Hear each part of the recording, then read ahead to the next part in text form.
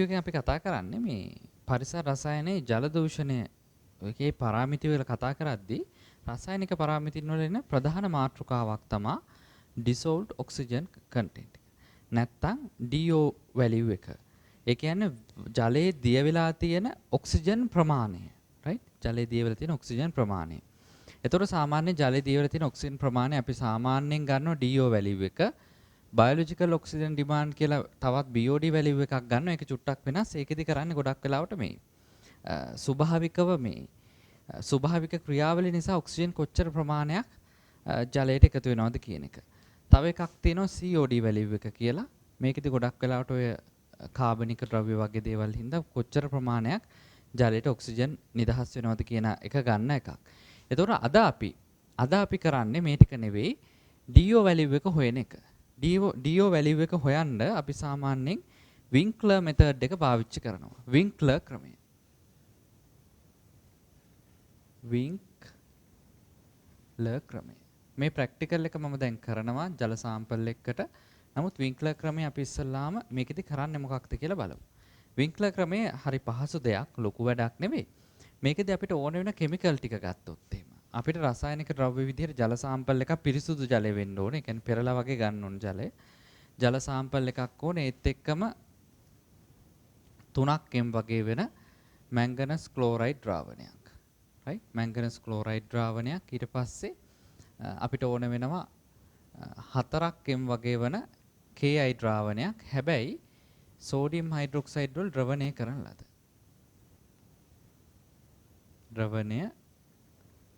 ද්‍රවණය කරන ලද. right? මෙන්න මේ වගේ එකක් ඕන වෙනවා. ඊට පස්සේ අපිට ඕන වෙනවා සාන්ද්‍ර H2SO4. මෙහෙම පොඩි ප්‍රමාණ ඕනේ හරි. දැන් මේ දෙකෙන් සාමාන්‍යයෙන් ඕනේ 1 වගේ. ඝන සෙන්ටිමීටර 1 වගේ. මේකෙන් ඝන සෙන්ටිමීටර 2ක්. මේකෙදි වෙන ප්‍රතික්‍රියා ටික මම පැහැදිලි කරන්නම්. ඊට පස්සේ ප්‍රැක්ටිකල් එක කරනකොට මම ප්‍රතික්‍රියාවේ පියවර ටික කියනවා. right? ඒ විදිහට තමයි යන්නේ. ඔයගොල්ලන්ට වෙනම නෝට් එකකුත් මම දාලා තියෙන නිසා නෝට් එක බලලා කියවලා මේකත් බලන්න. එතකොට හොඳට මේක පැහැදිලි වෙයි. මෙතනදී කරන්නේ මෙහෙමයි. අපි ජල සාම්පල් එකක් ගන්නවා. right? ජල සාම්පල් එකක් ගන්නවා. සාමාන්‍ය ප්‍රතිකාරක බෝතලයකට තමයි ගන්න. right? ප්‍රතිකාරක බෝතලයකට ගන්නවා ජල සාම්පල් එකක්. සාමාන්‍ය 250 වගේ ප්‍රතිකාරක බෝතලයකට ගන්නවා. මේකට ජල සාම්පල් එක ගන්න ක්‍රමයකුත් තියෙනවා. මම ක්‍රමේ පෙන්නලා තියෙනවා වීඩියෝ එකේ ඉස්සරහට ඒක බලන්න. හරි. කියන්නේ ප්‍රැක්ටිකලි මම පෙන්නනවා. මේකට අපි දානවා ජල සාම්පල් එක අරගෙන මේකට අපි දානවා මැංගනස් ක්ලෝරයිඩ් නැත්නම් Mn ධන 2 අයනයි. ඊට පස්සේ I- අයන සෝඩියම් හයිඩ්‍රොක්සයිඩ් තියෙන. මෙන්න මේ දෙක දාද්දි දැන් මේ ජල සාම්පල් එකේ ඔක්සිජන් තියෙනවනේ. ජල සාම්පල් එකේ ඔක්සිජන් තියෙනවා. නේ? ඒක තියෙනවනේ කොහොමද? ජල සාම්පල් එකේ ඔක්සිජන් එක මේක ප්‍රතික්‍රියා කරනවා. කවුද ප්‍රතික්‍රියා කරන්නේ? මැංගනස් තමයි ප්‍රතික්‍රියා කරන්නේ. මම මෙතන ප්‍රතික්‍රියා සෙට් එක ලියනවා. ඊට පස්සේ ගණනය ප්‍රැක්ටිකල් එකෙන් පස්සේ කරනවා. කියන්නේ ප්‍රැක්ටිකල් එකෙන් එන අගයන් ටික ගණනය කිරීම පස්සේ කරනවා. right? එතකොට මෙන්න මේ මැංගනස් දැන් මේ සිදුවන ප්‍රතික්‍රියා ටික. හරි? සිදුවන ප්‍රතික්‍රියා. මේක ඇත්තටම ඔයාලගේ මේ ප්‍රැක්ටිකල් බුක් එකේ අවසාන පරීක්ෂණය. වෙන්නේ ඒක නම් රෙඩොක්ස් නෙවෙයි. මේක රෙඩොක්ස් ප්‍රතික්‍රියාවක් වෙනවා. මැංගනස් ධන 2 OH- මොකද අපි KI එකට දාන්නේ මේකට. KI තියෙන නිසා OH- එක එකතු වෙලා මැංගනස් හයිඩ්‍රොක්සයිඩ් හදනවා. right? මැංගනස් හයිඩ්‍රොක්සයිඩ් හදනවා. right? මැංගනස් හයිඩ්‍රොක්සයිඩ් හදලා ඊට පස්සේ ඇත්තටම වෙන්නේ වාතය සමග ප්‍රතික්‍රියා කරලා. හරි? ජලයේ දී වී ඇති O2 සමග ප්‍රතික්‍රියා කරලා මැංගනස් ඩයොක්සයිඩ් හැදෙනවා. මොකද්ද වෙන්නේ? ජලයේ දිය වී ඇති O2 සමග ප්‍රතික්‍රියා කර. ඒ කියන්නේ මේ දෙක දාදී O2 තියෙනවනේ. මොකද අපි O2 ප්‍රමාණය තමයි හොයන්න යන්නේ දැන්. O2 සමග ප්‍රතික්‍රියා කර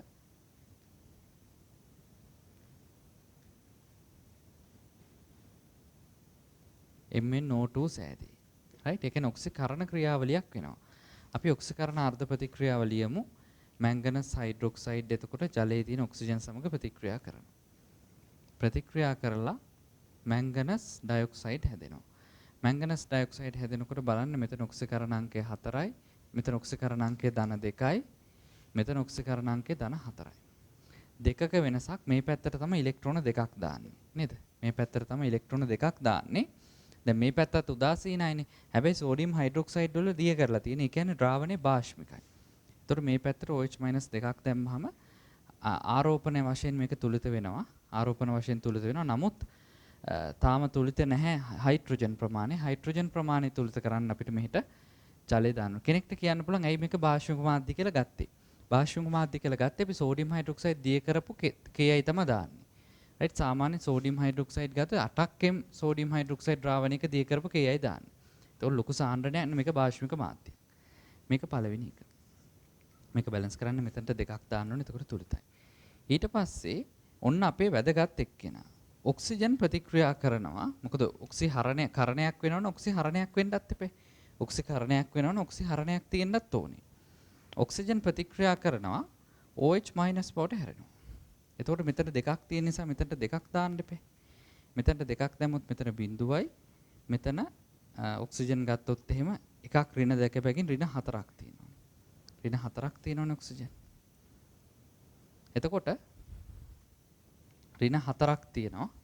එහෙනම් ඒක බැලන්ස් කරන්න අපිට මේ පැත්තට දාන්න වෙන ඉලෙක්ට්‍රෝන 4ක්. ඒක බැලන්ස් කරන්න අපිට මේ පැත්තට ඉලෙක්ට්‍රෝන 4ක් දාන්න වෙනවා. රයිට්? මොකද ඍණ 4ක් තියෙන ඔක්සිකරණ අංකය තියෙන ඍණ ඔක්සිජන් 4ක් මෙහෙට දාන්න වෙනවා. 4ක් දැම්මොත් දැන් මේක භාෂ්මික මාධ්‍ය මේ පැත්තේ සමස්තාරෝපණය ඍණ 4යි. නේද? ඔක්සිකරණ අංක නැහැ නේ. මෙතන සමස්තාරෝපණය ඍණ 2යි. ප්‍රශ්නයක්. එතකොට මේ පැත්තට තවත් OH- දෙකක් දාන්න වෙනවා. නේ? තවත් OH- දෙකක් දාන්න ඕනේ. ඊට පස්සේ මෙතන හයිඩ්‍රජන් තියෙනවා. හයිඩ්‍රජන් තියෙන නිසා ජලාණු දෙකක් දාමු අපි. ජලාණු දෙකක් දැම්මහම බලන්න ඔක්සිජන් ටික තුලිත වෙනවා කියන ප්‍රතික්‍රියාව තුලිත වෙලා තියෙනවා. මේක අංක 2.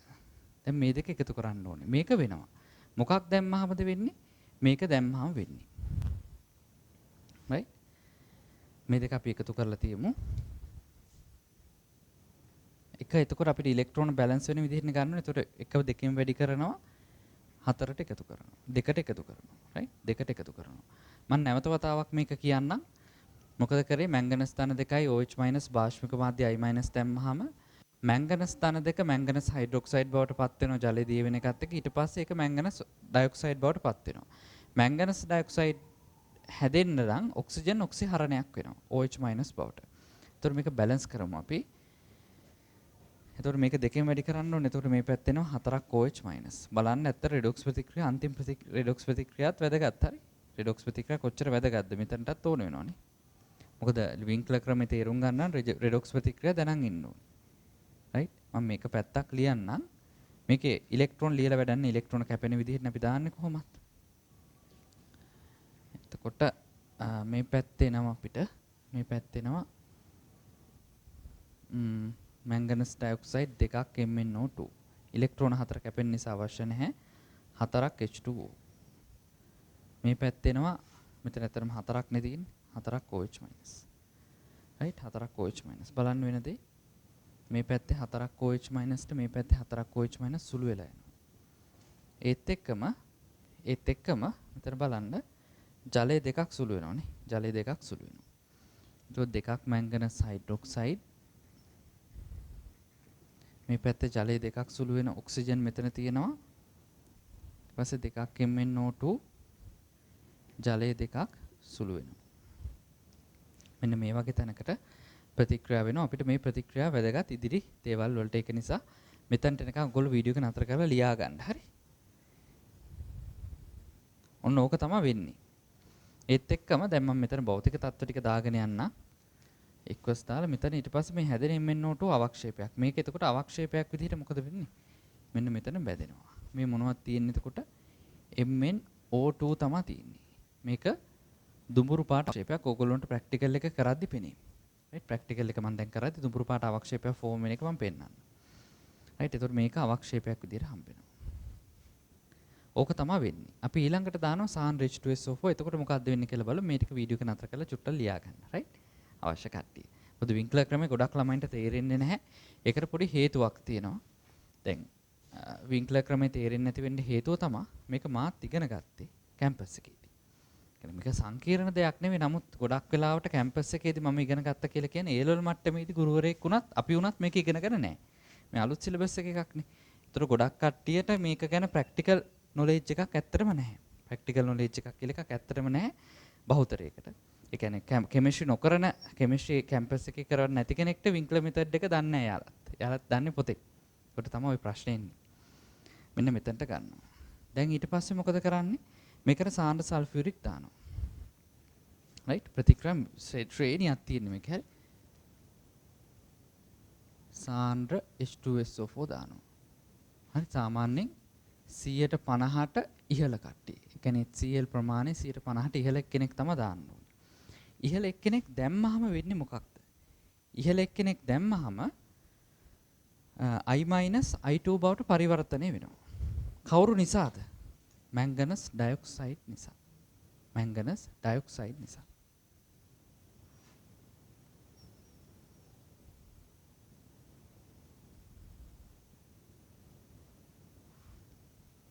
right. ඒතර H2SO4 දැම්මහම මොකද්ද වෙන්නේ? MnO2 ද්‍රවණය වෙනවා. MnO2 දිය වේ. දිය වේ I2 සෑදී. I2 සෑදී. ජලීය ද්‍රාවණයක I2 හැදුනහම මොන වර්ණයක්ද එන්නේ? ඔන්න හිතන්න. ඔන්න හිතන්න. I2 දැම්ම මොන වර්ණයක්ද එන්නේ? කහ වර්ණයක් වෙන්නේ. ද්‍රාවණය කහ පැහැවේ. ද්‍රාවණය කහ පැහැවේ. right ද්‍රාවණය කහ පාට වෙනවා. right එතකොට මෙන්න මේකේ ඔක්සිකරණය වෙන එක බලමු.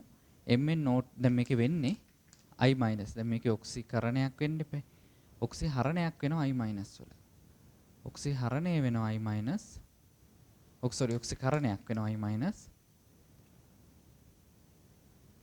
දැන් ද්‍රාවණය I- තියෙනවනේ. ද්‍රාවණය I- ටික I2 වෙනවා. හැබැයි H2SO4 දැම්මම MnO2 දිය වුණාට පස්සේ වෙන්නේ. ඒක නිසා අපි සාමාන්‍ය ටික වෙලාවක් තියෙනවා. වීඩියෝ එකේ තියෙන ඉදිරියේදී වලට දකින්න හම්බෙයි. මෙතනට ඉලෙක්ට්‍රෝන දෙකයි එක බැලන්ස් වෙන්න මෙතනට දැම්මම හරි. ඊට පස්සේ ඔක්සිහරණය. ඔක්සිහරණයක් වෙන්න එපා. එහෙනම් MnO2 මොකක් බවටද ඔක්සිහරණය වෙන්නේ?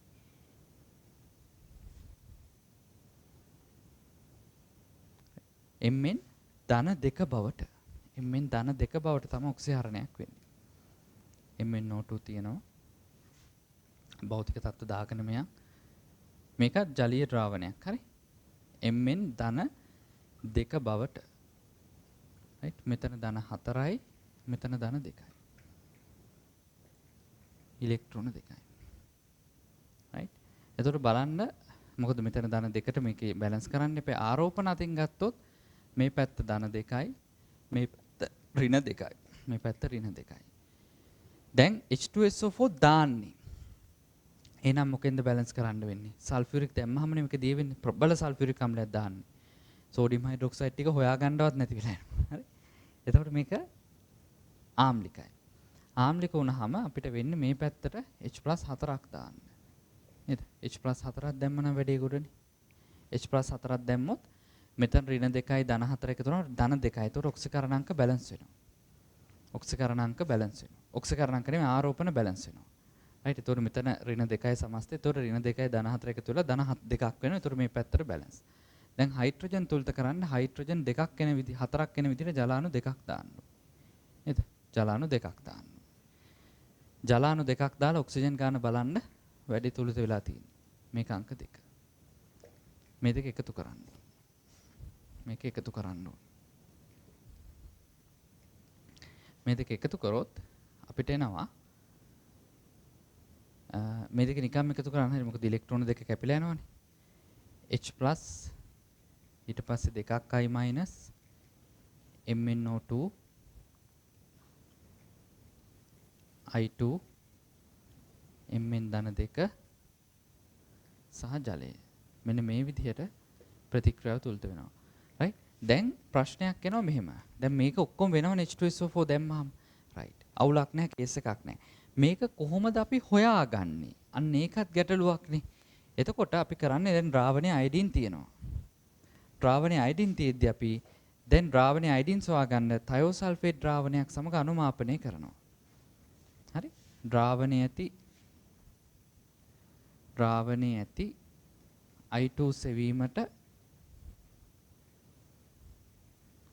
තයෝසල්ෆේට් ද්‍රාවණයක් සමග අනුමාපනය කරනවා. දැන් සාමාන්‍යයෙන් මම මෙතනදී ගත්තේ දැන් මේ දේ වෙනවා. දැන් හිතන්නකෝ ද්‍රාවණය දැන් තියෙනවා. ද්‍රාවණය දැන් තියෙනවා. මේක දැන් I2 හැදිලා. දැන් ද්‍රාවණය කහ පාට ද්‍රාවණයක්. රයිට් කහ ද්‍රාවණයක්. මේකට අපි මොකද කරන්නේ? තයෝසල්ෆේට් දානවා. තයෝසල්ෆේට් දානවා. තයෝසල්ෆේට් වලින් අනුමාපනය කරනවා. මේකෙදි දැන් අපේ සිලබස් එකේ තියෙන සාමාන්‍ය ප්‍රමාණීකරණය කරපු තයෝසල්ෆේට් ද්‍රාවණයක් ගන්න ඕනේ 0.1.8ක් m. මම මේ වගේ කම්ම ගත්ත 0.1.8ක් m ගත්තාම මේ දෙක අනුමාපනය කරනවා. එතකොට බලන්න I2ත් එක්ක තයෝසල්ෆේට් අනුමාපනය කරනවා. රයිට්? අනුමාපනය කරාම I මෙතන S462 මෙතනට 2යි මෙතනට 2යි දැම්මම ප්‍රතික්‍රියාව තුලිතයි. දැන් මොකක්ද අපි කරන්නේ? ද්‍රාවණය පිටිපස්සට හදන් යන්නේ. පිටිපස්සට හදන් යන්නේ. ඔන්න ওই ටික තමයි වින්ක්ලර් මෙතඩ් එකේ තියෙන ප්‍රතික්‍රියා ටික. දැන් අපි ප්‍රැක්ටිකල් එක කරලා ඊට පස්සේ මේකේ ගණනය කිරීම කොටසෙන් හම්බෙමු. ප්‍රැක්ටිකල් එක කරාට පස්සේ. දැන් අපි ප්‍රැක්ටිකල් එකට යන්. දැන් එතකොට අපි ඉස්සල්ලාම දැන් මේ ජල සාම්පල් එක මම නම් ටැප් වතුර ගත්තේ ඇත්තටම. හරි? ටැප් වතුර ගත්තේ. දැන් මේ ජල සාම්පල් එකට අපි ඉස්සල්ලාම භෞතික පැරාමීටර්ස් කීපයක් බලමු. සාමාන්‍ය මූලික භෞතික පැරාමීටර්ස් හතරනේ උෂ්ණත්වය, pH ගේ සන්නායකතාවය සහ ඒකට කියන්න පුළුවන් කටිනත්වය නැත්නම් ටියුබුලරන්ස් එක කියන්න පුළුවන්. කියන්නේ වර්ණය එහෙම බලන්න පුළුවන්. වර්ණය බලන්න නම් අද උපකරණයක් මං ළඟ නැහැ. නමුත් අපිට උෂ්ණත්වය, pH එකේ කියන භෞතික පැරාමීටර්ස් තුන අපි බලමු. තුන. රයිට්? අපි ඉස්සෙල්ලාම බලමු උෂ්ණත්වය. එහෙනම් මම මෙතනදී ඉලෙක්ට්‍රිකල් කියන්නේ විද්‍යුත් උපකරණ විද්‍යුත් උෂ්ණත්වමානයක් ගන්න පේන්න ඕන නිසා කැමරාවට ඔයාලට පේනවා ඇති. කීයට වගේ ඇද කියලා බලමු අපි. මේක දැන් මැෂින් එක මේක අල්ලගෙන ටික වෙලාවක් ඉන්න ඕනේ. හරි? ඒකට හේතුව තමයි ටික වෙලාවක් ඉන්න ඕනේ කියන්නේ එයා සෙටල් වෙන්න එපා එතන. උෂ්ණත්ව හෝමාරු තාප හෝමාරු සිද්ධ වෙලා එක තැනකට ඇවිල්ලා මේක උෂ්ණත්වය එක තැනකට ස්ටේබල් වෙනකන් අපි අල්ලන් ඉන්න ඕනේ. දැන් මේකේ වුණත් දැන් උෂ්ණත්වය මයින්නේ මේ කූරේ ඉන්නේ කූර අල්ලන්න හොඳ නැහැ. වාජනේ ටච් වෙන්නෙත් නැතුව කූරත් අල්ලන්න නැතුව මෙන්න මේ ආකාරයට අල්ලන් ඉන්න ඕනේ. රයිට් දැන් නම් ආවනේ. මේක අපිට හෝල්ඩ් කරන්න පුළුවන් නතර කරගන්න පුළුවන් එතනින් බලන්න උෂ්ණත්වය කීයද කියලා බලන්න උෂ්ණත්වය කීයද කියලා 36.6යි 36.6යි අපි ඒක ලියමු ටිකක් මම දවල් වෙලාවක තමයි වීඩියෝ එක රෙකෝඩ් කරන්නේ ඒක නිසා වෙන්න ඕනේ මේ ගාන උෂ්ණත්වය ආවේ හරි 36.6ක උෂ්ණත්වයක් ආවා රයිට් භෞතික පාරාමීටර්ස් ටිකක් බලමු පස්සේ ඒකත් කොහොමද සම්මතේවත් එක්ක මේක සුදුසු කියන්නේ මේක භාවිතයට සුදුසු ජලය සාම්පල් එකක්ද කියලා අපි බලමු මේ ටැප් වතුර අරන් තියෙන්නේ. ඊළඟට අපි බලන්න ඕනේ මේ උපකරණ අපි ප්‍රධාන වශයෙන් කියන්න ඕනේ මේවා හොඳට මේක පෙන්නන්න ආශ්‍රිත ජලය යොදලා හොඳට පිරිසුදු කරගන්න ඕනේ. මම දැන් සාම්පල් එකටම දාන්න නිසා හරියට මේක වෙනම සාම්පල් එකක් කරන්න ඕනේ. කියන්නේ මේකෙන් වෙනම සාම්පල් එකක්. දැන්ට කමක් නැහැ මම මේක පෙන්නන්න අවශ්‍ය නිසා මේක මෙහෙම කරනවා. මේක මම ඔන් කරන්නම්. ඔන් කරද්දී මේක එක මෝඩ් තියෙනවා හරි. මේ බලන්න තියෙන ඒකකේ මොකක්ද කියලා මං හිතන්නේ පේනවා ඇති මේක කැපා තමම ඉන්නේ සන්නායකතාව කියන්නේ කැපානේ මේකේ ඒකකේ වෙන්නේ මයික්‍රෝසීමන්ස් සෙන්ටිමීටරයට රයිට් මෙන්න මේක තමයි ඒකකේ මයික්‍රෝසීමන්ස් සෙන්ටිමීටරයට කියන ඒකකයට තමයි අපි මනින්නේ රයිට් අපි එකක් දාමු මෙහෙම තිබ්බ නෝමල් දැම්මා දාලා ඒකෙත් තැනකට සෙටල් වෙනකන් තියාගන්න ඕනේ මේ උපකරණ සාමාන්‍යයෙන් ඔයාලට ඒලොල් මට්ටමේදී නම් දකින්න හම්බෙන්නේ නැහැ නමුත් මේවා මේ සාමාන්‍ය ජීවිතේ වෝටර් ක්වොලිටි ටෙස්ටිං කරන්න පාවිච්චි කරනවා විද්‍යාගාර මට්ටමේ මේවා නෙවෙයි රයිට් විද්‍යාකාර මට්ටමේ ගොඩක් අධික මිලක් තියෙන්නේ.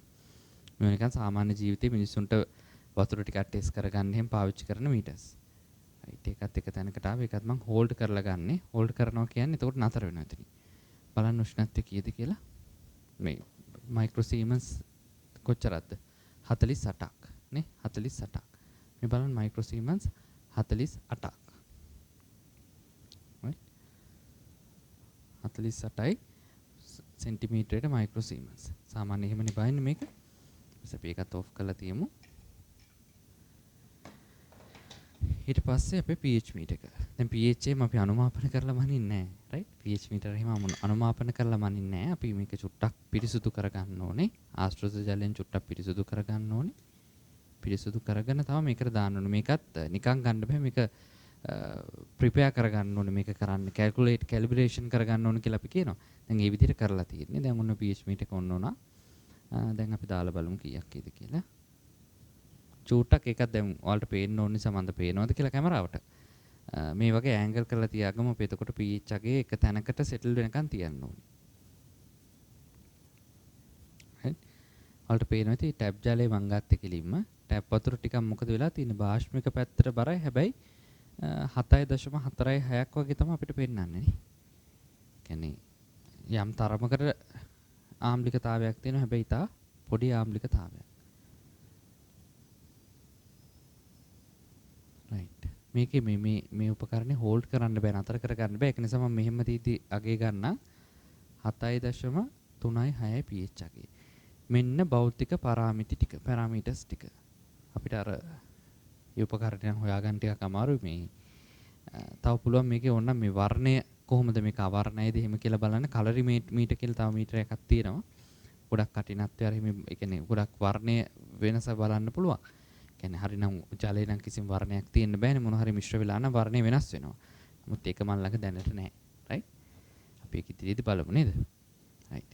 දැන් මේක මම ඔයාලට මේකත් පෙන්නන්න. මේක 250 හරි. මේක මේ ලැබ් එකේ අපි සාමාන්‍යයෙන් පාවිච්චි කරන බෝතලයක්. දැන් මේ ස්ටොප් බොටල් එකට තමයි අපි සාම්පල් එක ගන්න යන්නේ. සාම්පල් එක ගද්දි දැන් අපේ මූලික අරමුණ ජලයේ දිය වෙලා තියෙන ඔක්සිජන් ප්‍රමාණය හොයන එකනේ. ජලයේ දිය වෙලා තියෙන ඔක්සිජන් ප්‍රමාණය හොයද්දී හැබැයි අපි සැලකිලිමත් විය යුතු කරුණක් තියෙනවා. ඒක තමයි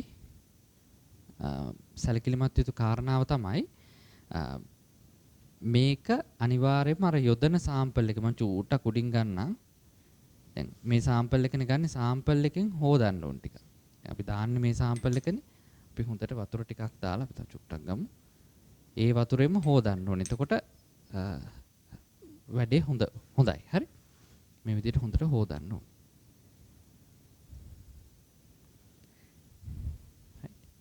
ඊට පස්සේ දැන් අපි දැන් මේක ගද්දි කොහොමද ජලය කැළඹෙනවනේ. මේක ප්‍රායෝගික දෙයක්. දැන් ජලය කැළඹෙනවනේ.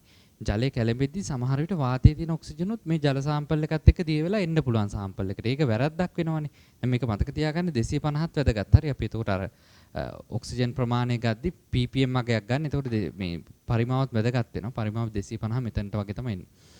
එතකොට මේක හරියටම ගන්න බෑ. හරියටම ගන්න තව වෙන උපකරණ තියෙනවා. දැන් අපිට මේ විද්‍යාගාරෙදි මේ වගේ එකක් ගත්තත් ඇති. ඒ කියන්නේ 250 තක්කෙටම ගන්න ඕන කියලා එකක් නැහැ. නමුත් ඒක ගන්න වෙනම උපකරණ තියෙනවා. දැන්ට මේක ඇති. බෝතලේ දානකොට හොඳට වතුර ගිල්ලන්න ඕනේ. මේක හොඳට බලන්න. දැන් මේ වතුර උඩ තියෙන කට හරි. වතුර බෝතලේ හොඳට වතුර කරට ගිල්ලෙන්න ඕනේ. මේ වතුරට ගිල්ලෙලා තමයි හොඳට වතුර ටික එන්න ඕනේ. රයිට්? දැන් මේක මේ බලන්න මම පෙන්නන්නම් නිකන් අතෙන් අල්ලලා මේ වතුර යට තමයි බෝතලේ තියෙන්නේ. රයිට්? අපි දැන් වතුර යටට අරන් ගමු. මොකද වතුර යටට අරගත්ත ගමන් ෂණිකව මේක වහන්නත් ඕනේ. මොකද අපිට රිසල්ට් එකක් ගන්න නෙවෙයි අපි චුට්ටක් ගමු. මෙහෙම ගත්තා. ගන්නකොටම මේක ෂණිකව වහන්න ඕනේ. තේරෙනවනේ? ගන්නකොටම ෂණිකව වහන්න. දැන් 250 ඇවිත් තියෙන්නේ. ෂණිකව වහන්න ඕනේ. ඇතුලේ තියෙද්දි වහන්නේ. දැන් කට සාමාන්‍ය මූඩිය වතුර ඇතුලේ තියෙද්දි හරි වතුරෙන් එළියට යන ෂණිකව වහ ගන්න ඕනේ. හරි? දැන් වෝටර් සෝස් එකකින් ප්‍රායෝගිකව ගත්තී මෙහෙමනේ ගන්න වෙන්නේ. ඒක නිසා මම මෙහෙම ගත්තා. රයිට්? දැන් අපි මේ වතුර එකට දාන්න දේවල් තියෙනවා. ඒක තමයි අපිට දාන්න ඕනේ මැංගනස් ක්ලෝරයිඩ් 3ක්ම වගේ මැංගනස් ක්ලෝරයිඩ් වලින් ඝන සෙන්ටිමීටර එකක්. ඔයාලට පේනවද දන්නේ මැංගනස් ක්ලෝරයිඩ් අර රෝස පාටට තියෙන්න එපා. එම්ෙන් දන්නේ ඒ රෝස පාට පේනවා. රයිට්? ෂණිකව මේකෙන් ගත්ත දැම්ම. හරි? ඝන සෙන්ටිමීටර එකයි දාන්නේ පොඩ්ඩයි දාන්න. රයිට්? දාන කොටත් අපි සැලකිලිමත් විය යුතු දෙයක් තියෙනවා. එකක් මයින්න පුළුවන් මේ පිපෙට් වලින් මයින්න පුළුවන් පරිමාව මයින්න පුළුවන් පිපෙට් මේවට. හරි? මෙහෙම ද්‍රාවණය ඇතුළට වන්න ඕනේ. තේරෙනවද? ද්‍රාවණය ඇතුළට පිපෙට්ටු යොදලා සාමාන්‍යයෙන් මෙහෙම අපි අනුමාපනයකදී එහෙම කරන්නේ නැහනේ. මේ විදිහට තමයි ද්‍රාවණයට මේක නිදහස් කරන්න ඕනේ. හරි? ද්‍රාවණයට මෙහෙම තමයි නිදහස් කරන්න ඕනේ. හරි? දැන් ද්‍රාවණේ යනකම් අපි මේක අල්ලන් ඉන්නවා මේ. ද්‍රාවණේ යනකම් අපි මේක අල්ලන් ඉන්නවා.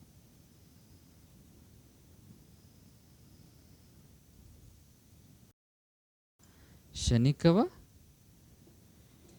වෙව මොකද වාතයේ තියෙන ඔක්සිජන් දිය වෙන්නත් පුළුවන් නේ. රයිට්. දැන් ඊළඟට මේකට මැංගනස් ක්ලෝරයිඩ් දාලා මේකේ අපි අවක්ෂේපයක් තමයි ගන්නෙ. රයිට්. ඉස්සල්ලාම මේකට මැංගනස් දාලා සෝඩියම් හයිඩ්‍රොක්සයිඩ් වල දිය කරපු සාමාන්‍යයෙන් 8ක් m වගේ 8ක් මවුලට් ඩෙසිමීටර වගේ සෝඩියම් හයිඩ්‍රොක්සයිඩ් වල දීපරු පොටෑසියම් අයඩයිඩ් දාන්නේ. ඒතර අපි අර කලින් සාකච්ඡා කළා වගේ වෙන්නේ ඒ තියෙන භාෂ්මික ස්වභාවය සහ පොටෑසියම් අයඩයිඩ් එක්ක මේක මැංගනස් ධන දෙකයි ඔක්සිජන් එකතු වෙලා මැංගනස් ඩයොක්සයිඩ් හැදෙනවා. මැංගනස් ඩයොක්සයිඩ් ඊට පස්සේ පොටෑසියම් අයඩයිඩ් එක නැවත එම්ෙන් ධන බවට ඔක්සිජන් හරණයක් වෙනවා. එතකොට අයඩින් හැදෙනවා. අපි එතකොට අයඩින් ප්‍රමාණය තමයි ඉන්නේ. මේ ප්‍රතික්‍රියාව ටික වෙලාවක් යනවා වෙන්න. ප්‍රතික්‍රියාව ටික වෙලාවක් යනවා වෙන්න. ඒක නිසා ටික වෙලාවක් මේක හැම තියෙනවා. මේකෙත් සාමාන්‍යයෙන් අපි ඝන සෙන්ටිමීටර එකක් වගේ ගන්න. මොකද මේක ලොකුවට ප්‍රතික්‍රියා කරන්න මේකේ ඔක්සිජන් ලොකු ප්‍රමාණයක් නැහැනේ. රයිට් පොඩි ප්‍රමාණයක් තියෙන්නේ. හරි. පොඩි ප්‍රමාණයක් තියෙන්නේ. නමුත් ඒකිනුත් ඉතින් ජීවිත ඒවට බලපෑමක් වෙනවා. අපි ඒකිනුත් එකක් විතර ගමු. රයිට් පොටෑසියම් අයඩයිඩ් ওই ගාන හදනවා කියන්නේ පොටෑසියම් අයඩයිඩ් වෙළඳ පොලේ හරිම මිලයි. රයිට් මාති ලෝභ කමේ තමයි චූටි බින්දු දෙක තුනක් හදාගත්ත මේ වැඩේට විතරක්. හරි. රයිට් මේකත් අර වගේම තමයි ඇතුළටම දානවා. මේ ඇතුළටම දාලා යවනවා. බලන්න ප්‍රෙසිපිටේට් එකත් හැදෙනවා. මේ බලන්න. මේ ප්‍රෙසිපිටේට් එකත් හැදෙනවා. දානකොටම හැදෙනවා. මේන් හැදෙනවා. ෂණිකව වෙනවා. හරි අයඩින් තමයි එක කහපාටට පේන්නේ. ওই ප්‍රතික්‍රියා දෙක ෂණිකව වෙනවා. රයිට් ඔන්න හැදුණා. හැබැයි මේක හැදෙන්න ටික කාලයක් තියන්න ඕනේ. එතකොට මේක වහලා ඔන්න දැන් හැදුණා. රයිට් මේ බලන්න. හැදීගෙන යනවා දැන්. මේ අයඩින් තමයි මේ කහපාටට පේන්නේ. සහ ඉතින් ඔය මැංගනස් වල හයිඩ්‍රොක්සයිඩ් උයි ටික මැංගනස් ඩයොක්සයිඩ් සහ ඕක තමයි දුමුරු පාටට පේන්නේ. දැන් අපි කරන්න ඕනේ මේක විනාඩි 10ක් සෙටල් වෙන්න තියන්න ඕනේ. විනාඩි 10ක් විතර මේක දැන් හොඳට ෆෝම් වෙන්න තියන්න ඕනේ. ඊට පස්සේ තමයි ඊළඟ වැඩ කොටස තියෙන්නේ. රයිට් ඔයගොල්ලෝ මෙහෙම කරන්න. මේකේ පියවර ටික වීඩියෝ එක දෙපාරක් විතර බලලා මම නෝට් එකක් දානවා. චුට්ටක් නෝට් එකක් දාගන්න මොනවද කරේ කියලා. මොනවද දැම්මේ කොහොමද ගත්තේ කියන ටික ඔළුවට ගන්න ඕනේ. හරි. දැන් මම විනාඩි 10ක් වගේ ඉඳලා විනාඩි 10ට වඩා හිටියත් අතන පැය කාලක් වගේ හිටියට පස්සේ මේ බලන්න දැන් තත්ත්වය බලන්න.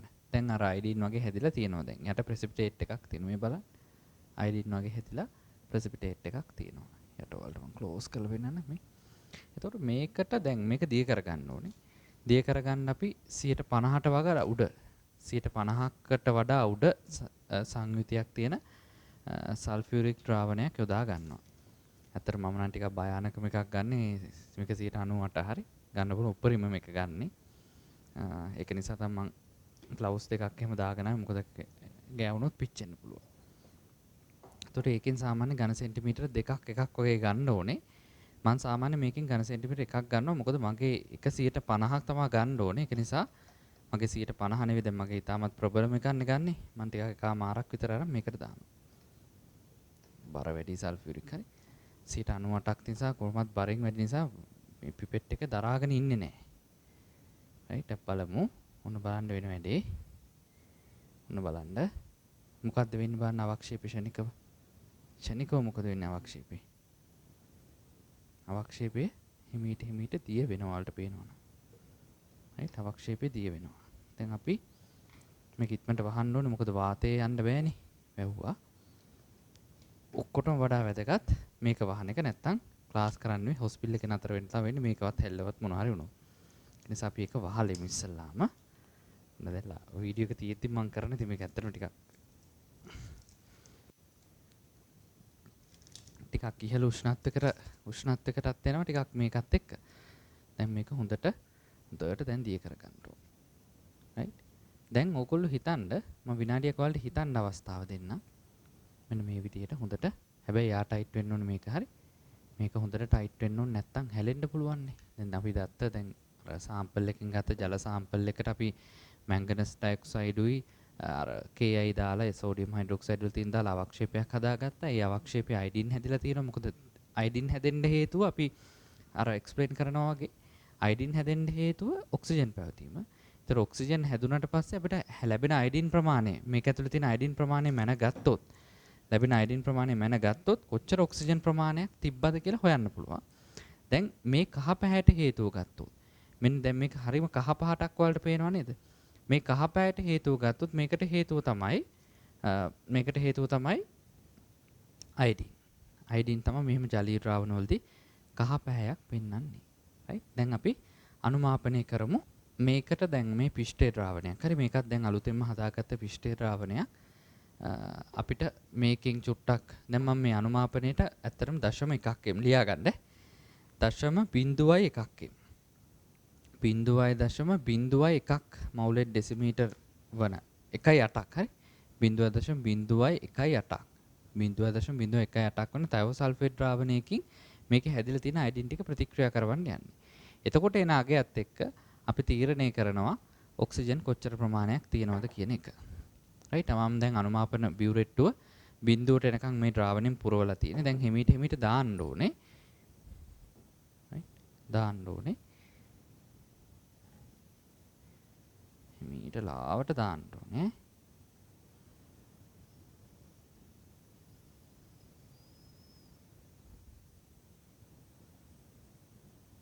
චුට්ටක් බිඳු 2 3ක් දැම්මා.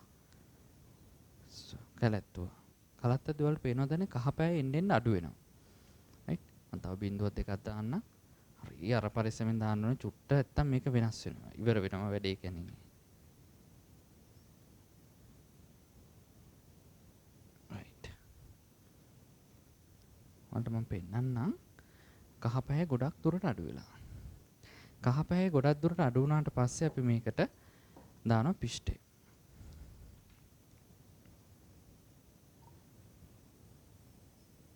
සාමාන්‍ය පිෂ්ටේ දැම්මහම වෙන්න ඕනේ. දැන් මේක අයිඩින් තියෙනවනේ මේක නිල් පැහැයක් වෙන්න ඕනේ.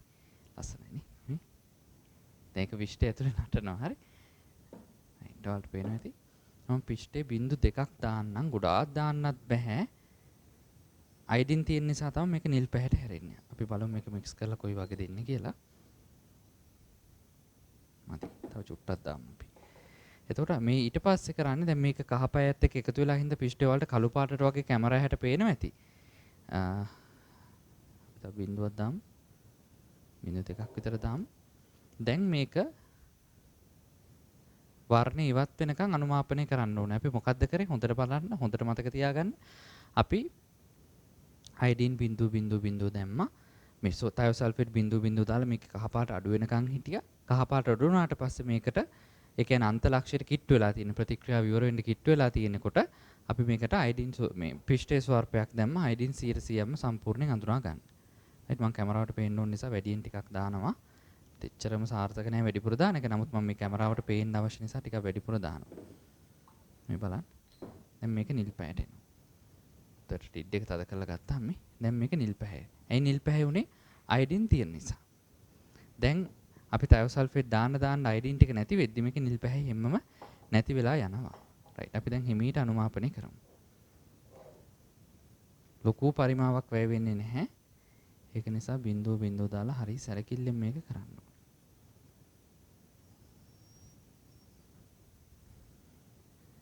දාන ගම මිශ්‍ර කරනවා.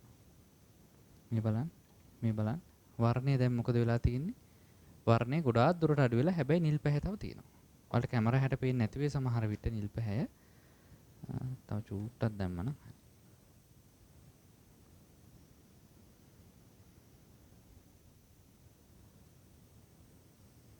රයිට්. දැන් හරි.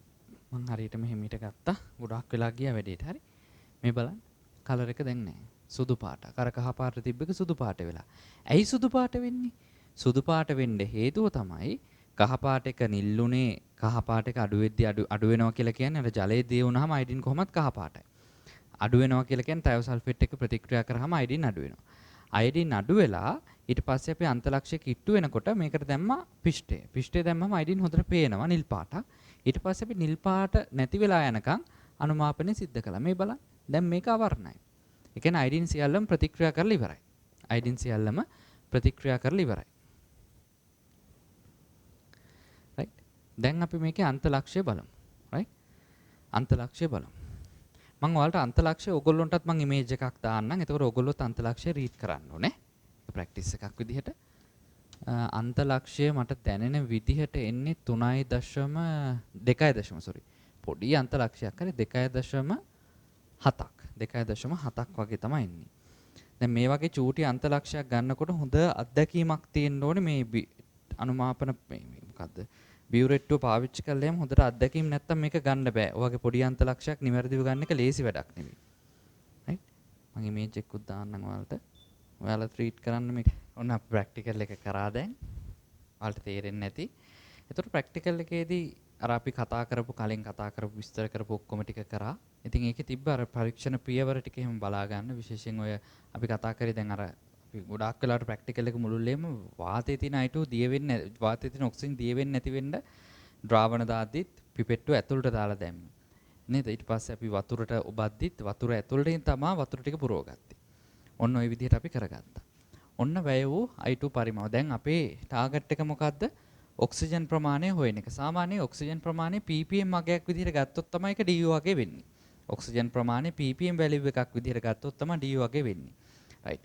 මෙන්න ප්‍රතික්‍රියා ටික මෙන්න ප්‍රැක්ටිකල් එක කරලා අපිට රිසල්ට් එක 2.8 මම වීඩියෝ එකේදී කියන්නේ 2.7 කියලා වගේ. නමුත් කලින් කියන්නේ හැබැයි පස්සේ 2.8 තියෙන ෆොටෝ එක බැලුවම තමයි මටත් වෙන්නේ. right. එතකොට අපි ගාලමු දැන් අපි පටන් ගන්න ඕනේ ගාන. දැන් මේක වෙන අමාරු ගානක් වගේනේ. අපි පිටිපස්සට ගිහිල්ලා මෙන්න මේක හොයා ගන්න ඕනේ. පිටිපස්සට ගිහිල්ලා මේක හොයා ගන්න ඕනේ. අපි පටන් ගන්නෙ මෙන්න මෙතනින්. right. අපි ගන්නවා වැය වූ තයෝසල්ෆේට් මවුල ගණන. මෙතන තමයි ආරම්භය. right. මෙතන තමයි ආරම්භය. අපි දන්නවා සාන්ද්‍රණය මම කිව්ව 1.8යි මවුල ඩෙසිමීටර තමයි ගත්තේ. මොකද ප්‍රමාණීකරණය කරාම. ප්‍රමාණීකරණය කරාට පස්සේ මට ආවේ මේ ගාන. මම ප්‍රමාණීකරණ වීඩියෝ එකක් තයෝසල්ෆේට් ද්‍රවණයක් වෙනම දානවා. මෙන්න මේක දැන් අපි මේකට අදාළ ටික බලමු. 10 ඝන ඩෙසිමීටර. මොකද මේක ඝන ඩෙසිමීටර කරන්න 10න් බෙදන්න එපා. එතකොට ඩෙසිමීටර කැපෙනවා. right. කැපෙනවා. මම දැන්ට ටිකක් අපිට හොඳ ඇකියුරේට් උත්තර ගන්න ඕන නිසා කැල් එකෙන් හදන්නම්. 0.18යි 2.8යි. මෙතනින් අපිට එනවා පොඩි ප්‍රමාණයක්. ඉතින් හරි 0.5යි 4යි 10 ඍණ 3යි මවුල්. right. මේ මොකද්ද ගත්තේ? මේ ගත්තේ තයෝසල්ෆේට් ප්‍රමාණය. අපි අයඩින් හොයාගත්තා නම් මේක ගන්න පුළුවන්. අයඩින් ගත්තොත් අපිට මැංගනස් ඩයොක්සයිඩ් ප්‍රමාණය ගන්න පුළුවන්. මැංගනස් ඩයොක්සයිඩ් ගත්තොත් අපිට O2 ප්‍රමාණය හොයාගෙන ගේමක් ගොඩ දාගන්න පුළුවන්. right. මෙන්න මේ වගේ තමයි එන්නේ. දැන් අපි ගන්නවා එහෙනම් එම නිසා සෑදුණු I2 මවුල ගන්න. මම දැන් සංකේත වලින් යන්නම්. මේකෙන් දෙකක් ප්‍රතික්‍රියා කළොත් මේක එකයි හැදෙන්නේ. දෙකට එක අනුපාතය. නේද? අපි ඕන මේක මෙහෙම ලියමු. ඔයාලට තව ටිකක් තේරෙන I2 බෙදීම තයෝසල්ෆේට්. 1ට 2යි. දැන් අපි I2 මවුල ගන්න උක්ත කරගමු. තයෝසල්ෆේට් ගන්න. දෙකෙන් බෙදෙන. 0.05යි 4යි 10 ඍණ 3යි මවුල. මෙතනින් ගත්තොත් 0.2යි 5යි 2යි 10 ඍණ 3යි මවුල. I2 මවුල ගන්න. ඔන්න I2 මවුල ගන්නත් ගොඩ. මෙතන අපි තව ටිකක් සුළු කරගමු. 2.5යි 2යි දශම ස්ථාන දෙකක් පිටිපස්සට ගියමු 10 ඍණ 5ක් මවුල. මෙතනින් මොකද්ද ගන්නෙ? I2 ප්‍රමාණය. I2 එකක් හැදෙන්නේ MnO2 එකයි යන්නේ. I2 එකක් හැදෙන්නේ MnO2 එකයි යන්නේ නේ. එතකොට අපිට ගන්න පුළුවන් කෙලින්ම අපිට ගන්න පුළුවන් MnO2 මවුල ගාන. I2 මවුල ගානයි MnO2 මවුල ගානයි සමානයි. නේද? එහෙනම් අපි MnO2 මවුල ගාන උක්ත කරගමු. MnO2 මවුල ගාන ගත්තොත් 2.5යි 2යි 10 ඍණ 5යි මවුල. right. MnO2 මවුල ගාන. ඔන්න දැන් මේක ගොඩ. දැන් ඉතින් ආයේ මොනවද කියන්නේ නේ? පසල් එක අපි විසඳගෙන ඉවරයි. මේක එන අර මොකද්ද කියන්නේ? අමෝතු මේ නිකන් පසල් එකක් නේ, ප්‍රහෙලිකාවක් නේ. දැන් ප්‍රහෙලිකාවේ තියෙන ගොඩාක් කාරණා අපි විසඳගෙන ඉවරයි.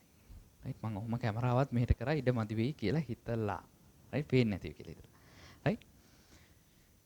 ඊට පස්සේ MnO2 මවුල ගාන දන්නවා නම් ඊට පස්සේ අපිට මෙන්න මේ ප්‍රතික්‍රියාවෙන් ඔන්න මම අංක නම් දැම්මේ නැහැ. ඔන්න මේකට අංක දාලා අපි අංකනේ දාමු. මේක ගත්තේ එතකොට 2කින්. මේක ගත්තේ 2කින්. මේක ගත්තේ 3ෙන්. I2 මවුල ගාන ගත්තේ. මේක ගත්තේ 2කින්. දෙවෙනි ප්‍රතික්‍රියාවෙන් බැලුවේ. දැන් අපි පළවෙනි ප්‍රතික්‍රියාවෙන් ගන්න යන්නේ O2 මවුල ගාන. 1කින්. right. 1කින් ගන්න යන්නේ. එකෙන් ගන්න යද්දි ඔන්න MnO2 මවුල ගාන මම අංක දාගත්ත වලට තව ටිකක් පැහැදිලි වෙන්න. දැන් මේ කිසිම අවශ්‍යතාවයක් නැහැ විභාගෙට. නිකන් ඔයාලට මේ ප්‍රතික්‍රියා ටික බැලන්ස් කරලා ගන්න හදාගත්තොත් ඇති. නමුත් දාන්න අංක. පැහැදිලිනේ වැඩේනේ. පැහැදිලිනේ. එතකොට 2ට 1යි. right. O2 ගාන ගොඩනේ දැන්. MnO2 දෙකක් ප්‍රතික්‍රියා කරන O2 එකක් ප්‍රතික්‍රියා කරද්දී. right. මෙන්න ආව. 2.52 10 ඍණ 5යි මවුල බෙදීම 2. ඔන්න O2 මවුල ගන්න එනවා ඝන සෙන්ටිමීටර් 250ක් හැබැයි 1.4 2යි 2.6යි 1.26 10 ඍණ 5යි මවුල ඔන්න O2 මවුල ගන්න. මේ කොච්චරකද අපි කතා කරා ප්‍රතිකාරක බොටල් එක අපි ගත්ත කීයද? ඝන සෙන්ටිමීටර් 250ක්. ඝන සෙන්ටිමීටර් 250ක්. මේ තියෙන්නේ එතකොට මම නම් ගත්තේ ගෙදර ටැප් එකේ වතුර ඇත්තරම. හරි ඔන්න ජල සාම්පලයේ ඝන සෙන්ටිමීටර් 250ක් ඇති O2 තමයි මේ ගත්තේ. right මම ඔයාලා වීඩියෝ එක නතර කරලා ගණනය කිරීම ලියා ගන්න. ගණනය කිරීම ලියා ගන්න. අලුත් සිලබස් එකේ නැවුම් කාරණාවක් මේක. ඒකත් එක්ක ෂුවර් එකට අහන්න chance එකක් තියෙනවා. කියන්න බෑනේ අපිට අහන්න පුළුවන්. අනිත් පැත්තෙන් මම මේක කියනවා. ඔය ලොකුයි කියා ගන්න ගුරුවරු ගොඩක් වෙලාවට කැම්පස් එකේ කෙමිස්ට්‍රි කරපු අය නෙවෙයි. right කැම්පස් එකේ කෙමිස්ට්‍රි කරපු කට්ටිය හොඳට සාමාන්‍ය කෙමිස්ට්‍රි උගන්වනවා. සාමාන්‍යයෙන් බහුතරයක් කෙමිස්ට්‍රි කරපු කට්ටිය නොවන නිසා ඒ කට්ටියත් මේක ඕගොල්ලෝ වගේම රිසෝස් බුක් එකෙන් තමයි දකින්නේ වින්ක්ලර් ක්‍රමය. ඇත්තට කරලා එහෙම නෑ හරි. එතකොට මේක ඒක නිසා හොඳට බලා ගන්න ඔයාලට වැදගත් වෙනවා අනිවාර්යයෙන්.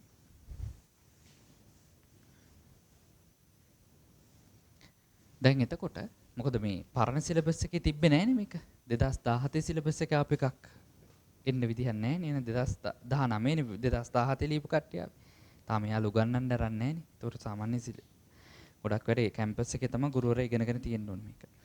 DO වැලියු එක කියන්නේ ඔක්සිජන් වල මවුල ගානවත් සාන්ද්‍රණයවත් නෙවෙයි ppm මගේ. ඒතකොට ppm මගේ මේකෙන් හදා ගන්න ඕනේ. right? එතකොට අපි ගමු මෙහෙම. මම මෙතනින්ම ලියන්න O2 මවුල ගාන එනවනේ. 250ක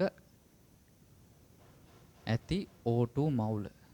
O2 මවුල ගාන එනවා අපිට 1.26යි 10 ඍණ 5ක් මවුල. දැන් අපි ගමු මොකද අපිට අවශ්‍ය වෙන්නේ මෙන්න මේක. ppm වැලියු එකක් කියන්නේ සාන්ද්‍රණ ඉතා කුඩා සංයෝග සඳහා ppm වැලියු එකක් අපි ඩිෆයින් කරනවා. මිලිග්‍රෑමයට ගන්න ඩෙසිමීටරයට. මෙන්න මේ අගයට මේක හදා ගන්න ඕනේ. right? එතකොට අපි ගමු මේක 1.26යි 10 ඍණ 5යි මවුල වැඩි කරන්න ඕනේ 32යි. මොකද O2 වල මෞලික ස්කන්ධය 32යිනේ. 32යි ග්‍රෑම් මවුලයට. right? 32යි ග්‍රෑම් මවුලයට. මෙතනින් අපිට එන 1.26 මම කැල්ලකින් මම හදන්නා. ඔයගොල්ලෝ පුරුදු වෙන්න එපා. දැන්ට මම හදන්න වෙලා යන නිසා 4.032 වැඩි කිරීම 10 ඍණ 4යි. 4.032 වැඩි කිරීම 10 ඍණ 4යි ග්‍රෑම් හැබැයි ග්‍රෑම්. මිලි කරගන්න ඕනේ. මිලි කරගන්න නම් මේක සාමාන්‍යයෙන් ග්‍රෑම් එකක් කියලා කියන්නේ මිලිග්‍රෑම් 1000ක්. 1000න් බෙදුවනම් වැඩේ ගොඩ. මම මේක අපේ ක්ලාස් එකේ දරුවන්ට නම් වෙනම මෙතඩ් එකකට කියලා දීලා තියෙනවා. හරි. ඒ කට්ටිය විදිහට හදන්න මම දැන්ට කොමන් මෙතඩ් එකකින් කරන්න. right මිලි 1000න් බෙදන්න ඕනේ. 4.032යි 10 ඍණ 1යි මිලිග්‍රෑම්. ඒ කියන්නේ 0.432යි කියලා අපිට ගන්න පුළුවන් මිලිග්‍රෑම් ගන්න. ඩෙසිමීටරයට 250ක තියෙන මවුල ගන්න දන්නවා. එහෙනම් කෙලින්ම අපිට ppm වගේ ගන්න පුළුවන්. ppm වගේ ගත්තොත් 3.2 මිලිග්‍රෑම් ඩෙසිමීටර වලින් බෙදන්න. 250 වැඩි කිරීම 10 ඍණ 3යි ඝන ඩෙසිමීටර. right 250 වැඩි කිරීම 10 ඍණ 3යි ඝන ඩෙසිමීටර. අපි මේක හදමු. 4.032 බෙදීම 1.61යි 2.8යි. 1.61යි 2.8යි ppm වැලියු. මොකද මිලිග්‍රෑම් කරපුවම ppm නේ. එතකොට අපි ගත්ත O2 හි DO අගය 1.61228 ppm. දැන් අපිට මොකක් කරන්න පුළුවන්ද? දැන් අපි මතකද ගත්ත භෞතික පරාමිති සහ රසායනික පරාමිතියක් ගත්ත. දැන් මේ ටික අපිට සම්මත ඒවත් එක්ක පාවිච්චි කරලා, ඒ කියන්නේ අපිට සාමාන්‍ය පානීය ජලයටද නැත්නම් මොන හරි කර්මාන්තයකටද පාවිච්චි කරන්න කියන එක මැන ගන්නට පුළුවන්. ඔක්සිජන් වැඩිවීම, අනික මේකත් ඔළුවේ තියාගන්න හොඳට.